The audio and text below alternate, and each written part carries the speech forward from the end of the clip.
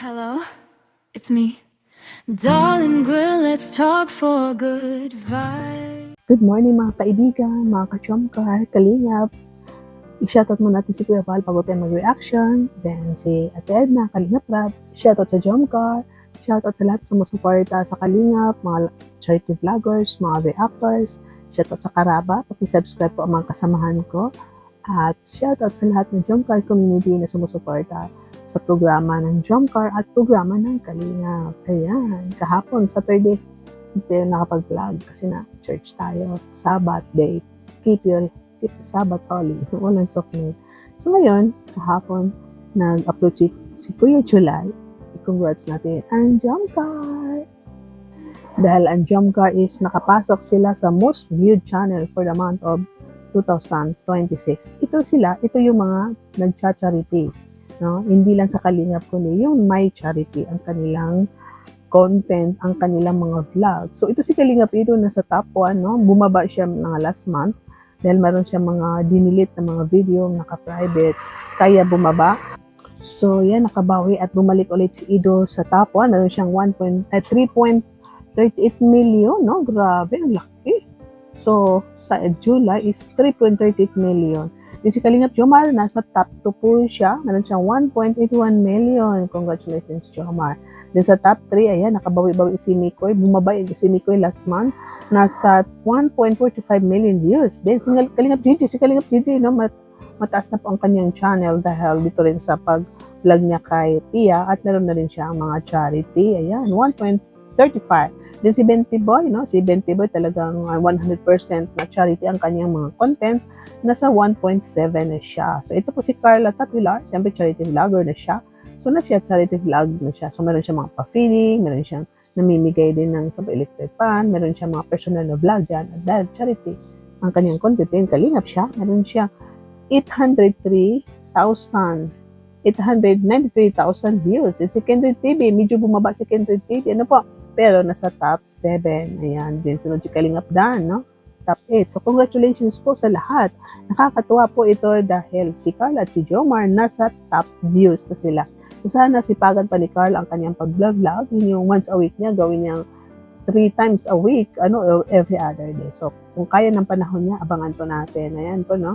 At ayan, lahat ng vlog ni Carla, isuporta natin. At kay Jomar din, congratulations din kay Jomar dahil yung mga nakaraang araw, nagpa-blessing din si Jomar ng kanyang pang-apat na bahay kay Nanay Susie. Ayan po. So, pang-apat na bahay ito, no? Kay Nanay Nancy, kay Nanay Jenny Rose, then kay Tatay Judy, ito na naman kay Lola Susie na pang-apat na napabahay ni Kalingap Jomar. So, almost 300 na po ang napabahay ng Kalingap. So, congratulations kay Jomar. Abangan na naman natin ang mga susunod kasi parang si Little Jomar at si Kimberly pabahayan din niya. At nakita po natin na mga vlog ni Kalingap Jomar is mga charity din. Kunti lang ang kanyang mga personal na vlog. Kung sample, pinasyal niya ang kanyang family. Yun lang. Pero 99% is charity talaga ang vlog ni Kalingap Jomar. Yung 1% doon, siyempre doon sa family niya. Kung may mga iba siyang binablog po. Ayan. So, ayan na, meron din pa plus na pictures na, yun, no, kumakalat na marami na, no.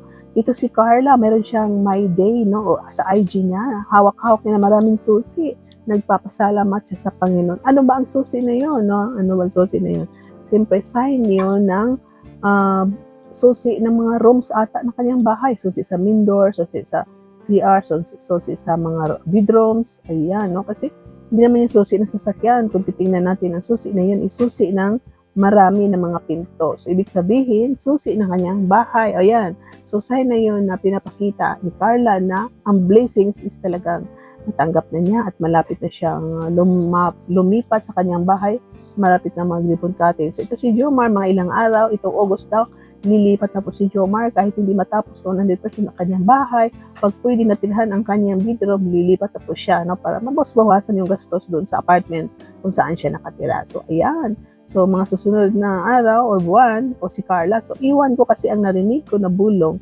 Nalilipat si Jomar, hahantayin niya hanggang matapos ang bahay ni Carla. So, may narinig naman ako na mag-ribbon cutting na lang doon si Jomar. So, abangan po natin kung saan po doon ang masusunod. Ayan, at marami pong excited, masaya dahil magkapitbahay na ang Jomcar sa isang susunod ng mga araw dati, linalakad lang yun ni Jomar ang bahay ni Carla. So ngayon, mag-neighbor na sila. So ayan po, thank you po. Supportan po natin tuloy-tuloy po ang pag-support sa mga vlog ni Jomar at Carla. Pagmamarathon, congratulations. Malapit na po tayo mag-millions sa Jomcar. At yan po, huwag niyo kalimutan mag-like at mag-subscribe sa ating mga videos. Siyempre, i-click na notifications para makatanggap kayo ng notifications every time na mayroon tayong upload. At siyempre, shoutout sa lahat na tumusuporta. Jumcar Fans for Life, Solid Jumcar Supporters, Jumcar 23 Solid Group, Team Jackley, Stis Norpaina, shoutout. Team Azur, Team Baguio, Team Hopia, Team Mamit Sabado, Team Katsa, shoutout. Team Hong Kong, Team Wig, shoutout din.